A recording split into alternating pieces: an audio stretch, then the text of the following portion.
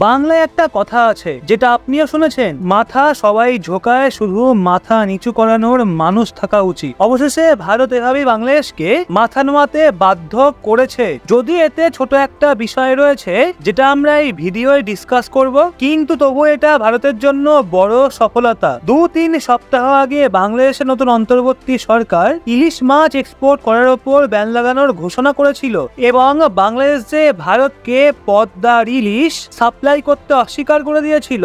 তো এই সিদ্ধান্তের জন্য পশ্চিমবঙ্গে যে সমস্ত লোকজন রয়েছে তাদের ওপর সবচেয়ে বেশি প্রভাব পড়েছিল, কারণ প্রায় 12-15 দিন পরেই দুর্গাপুজো, যেটা বাঙালিদের শ্রেষ্ঠ উৎসব। যদিও 2012 সালের পর থেকেই ডোমেস্টিক কনজাম্পশন মূল্যবৃদ্ধি বেড়ে যাওয়ার কারণে বাংলাদেশ ইলিশ মাছ ভারতকে এক্সপোর্ট করতে অস্বীকার করে দিয়েছিল, কিন্তু বাংলাদেশের সরকার ভারতকে গুড উইল হিসাবে বছরে একবার সেপ্টেম্বর-অক্টোবর মাস অর্থাৎ 5-6 সপ্তাহের জন্য ইলিশ মাছ ভারতকে এক্সপোর্ট করার পারমিশন দিয়েছিল। ফেস্টিভ্যাল সিজনে পশ্চিমবঙ্গের লোকজন ইলিশ মাছকে বৃহৎ মাত্রায় কনজিউম করে, এটা তাদের খুবই পছন্দের। বঙ্গোপসাগরের যে এরিয়া রয়েছে তার সাথে যে সমস্ত স্টেট বা দেশ যুক্ত থাকে সেখানে ইলিশ মাছ বৃহৎ মাত্রায় কনজিউম করা হয়ে থাকে, অর্থাৎ উড়িষ্যার সাইডে যে সমস্ত অঞ্চল রয়েছে যেমন ওয়েস্ট বেঙ্গল, বাংলাদেশ এবং বিশেষ করে মায়ানমারের বিভিন্ন অঞ্চলে এই মাছ বৃহৎ মাত্রায় খাওয়া হয়ে থাকে। এখন ভারতের মধ্যে ইলিশ মাছ গঙ্গা নদীতে পাওয়া যায়, কিন্তু বাংলাদেশের যে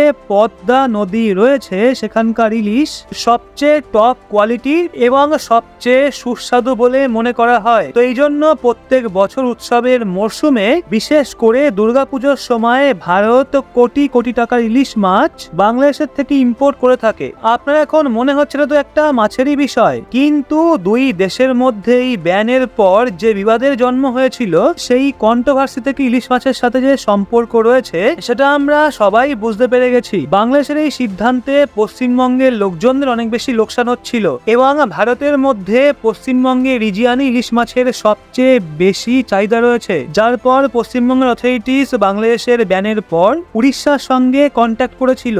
এছাড়াও বাংলাদেশের প্রতিবেশী যে মায়ানমার রয়েছে তাকেও কন্ট্যাক্ট করে ইলিশ মাছ সাপ্লাই করার কথা বলা হচ্ছিল। দেখুন, আপনার জানাই রয়েছে যখন মার্কেটে কোনো জিনিসের সাপ্লাই কমে যায় তখন তার ডিমান্ড বৃদ্ধি পেয়ে যায় আর তখন সে জিনিসের দামও আকাশ ছোঁয়া হয়ে যায়। এদিকে ইলিশ মাছের সাথেও তেমনটাই হয়েছে। বাংলাদেশের ব্যানের কারণে ইলিশ মাছের দাম রাতারাতি অনেক বৃদ্ধি পেয়ে গেছিল এবং সেই সাথে দুর্গাপুজো খুবই কাছে ছিল। সেই জন্য ভারত সরকার বাংলাদেশের অন্তর্বর্তী সরকারের ওপর ক্রমাগত প্রেসার ক্রিয়েট করছিল আর এই ব্যান সরানোর ডিমান্ড করেছিল। তো এই নিয়ে এখন নিউজ বেরিয়ে আসছে যে বাংলাদেশের অন্তর্বর্তী সরকার ভারতের ডিপ্লোম্যাটিক প্রেসারের সামনে নিচু হতে বাধ্য হয়েছে। স্ক্রিনের দিকে তাকান, আপনি দেখুন, একটা স্ক্রিনশট দিলাম। যে খবর বেরিয়ে আসছে বাংলাদেশ ইলিশ মাছের ওপর ভারতকে এক্সপোর্ট করার যে ব্যান লাগিয়েছিল সেটা তারা রিভার্স করে নিয়েছে, যদিও তারা এর ওপর একটা কন্ডিশন চাপিয়েছিল।